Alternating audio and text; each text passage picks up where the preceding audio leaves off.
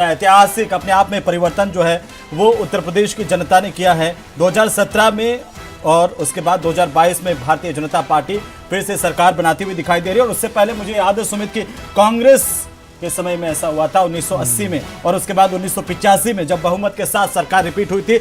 उत्तराखंड एक बड़ा जो है वो जनमत यहाँ पर भी बीजेपी के पक्ष में दिखाई दे रहा है सुमित।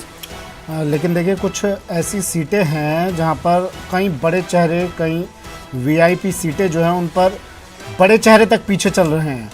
लेकिन अब जैसे जैसे रुझान परिणामों में तब्दील होंगे तो ये देखना होगा वो परिणाम क्या कहते हैं। अभी कुछ देर पहले हम तस्वीर दिखा रहे थे आपको, सिराथू से केशव प्रसाद मौर्य पीछे चल रहे थे, लेकिन अब जो तस्वीर सामने आई तो उसमें केशव प्रसाद मौर्य आगे हो गए हैं। उसमें ऐसी कई सीटें हैं, एक नहीं दो नहीं, कई सीटें ऐसी हैं।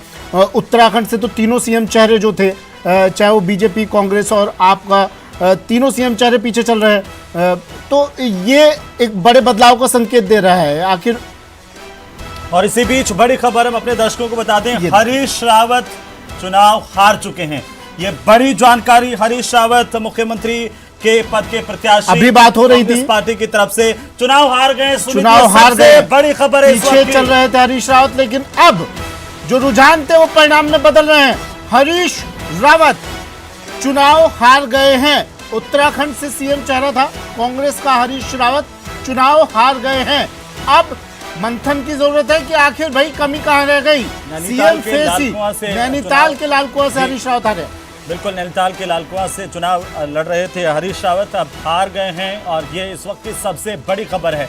जिनको सीएम का चेहरा लेकर के कांग्रेस पार्टी चल रही थी, और वही सीएम का चेहरा कांग्रेस पार्टी का न केवल हारा बल्कि पार्टी का प्रदर्शन भी सोचने के कगार पर। और मुझे लगता है सुमित ये सबसे मुश्किल दौर कांग्रेस पार्टी के लिए, क्योंकि उत्तराखंड में कांग्रेस को उम्मीद थी वो पूरी नहीं हो पाई है। और पंजाब की बात करें, पंजाब में कांग्रेस के हाथ से पंजाब निकल चुका है। आम आदमी पार्टी सबसे बड़ी पार्टी के तौर पर उभरी है। और उत्तर प्रदेश में कहा जा रहा था कि प्रियंका गांधी के नेतृत्व में कुछ खास होगा, लेकिन वो कुछ खास होता हुआ यहाँ पर दिखाई नहीं दिया है। ये बड़ी जानकारी है उत्तराखंड से। हरीश रावत चुनाव हार गए हैं। दिग्गज नेता कांग्रेस पार्टी के हरीश रावत, पुष्कर सिंह धामी, हरीश रावत और आम आदमी पार्टी के अजय कोठियाल, ये तीनों पीछे चल रहे थे। और अब जब परिणाम आए तो हरीश रावत हार गए हैं। लेकिन और कई जगह, दूसरी जगहों पर भी कांग्रेस बुरी तरह से पिछड़ती हुई नजर आ रही है। पंजाब की भी अगर बात करें तो बीजेपी वहाँ पर पिछड़ रही है, कांग्रेस पिछड़ रही है। कांग्रेस वहाँ, पंजाब में आम आदमी पार्टी लगातार अपनी बढ़त बनाए हुए है।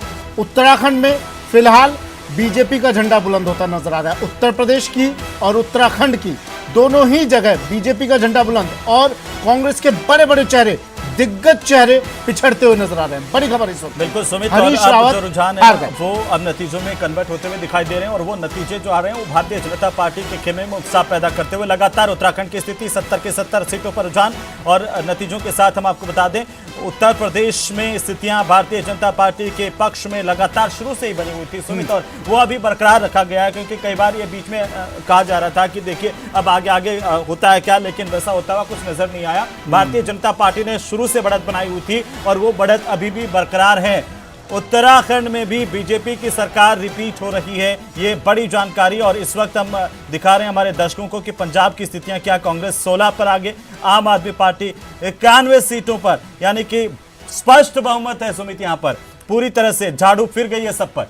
बिल्कुल, ये बीजेपी, कांग्रेस, समाजवादी पार्टी, आम आदमी पार्टी, मंथन की ज़रूरत सभी के लिए है, एक पार्टी के लिए नहीं है, सभी के लिए मंथन की ज़रूरत है। पंजाब का ये देखिए आप रुझान, ये रिज़ल्ट सबसे पहले रट के द्वारा न्यूज़ 18 पर आप ये रिज़ल्ट देख रहे हैं। 117 सीटों का रुझान आ गया है और अब धीरे धीरे रुझान परिणाम में बदल रहे हैं। कांग्रेस 16, आम आदमी पार्टी 91। इतिहास रच दिया है आम आदमी पार्टी ने। पंजाब में 91 सीटों पर बढ़त है आम आदमी पार्टी की। और जो जब रुझान ही कहते हैं हेमंत, तो परिणाम भी इसके आसपास ही होते हैं। मुझे लगता है सुमित कि दिल्ली में जिस तरीके से अरविंद केजरीवाल ने शिक्षा को लेकर के काम और उस प्रोजेक्ट को वहां पर पंजाब में जाकर के दिखाया कि देखिए उनकी सरकार ये काम कर रही है, पंजाब में आएंगे तब भी वे फ्री को लेकर के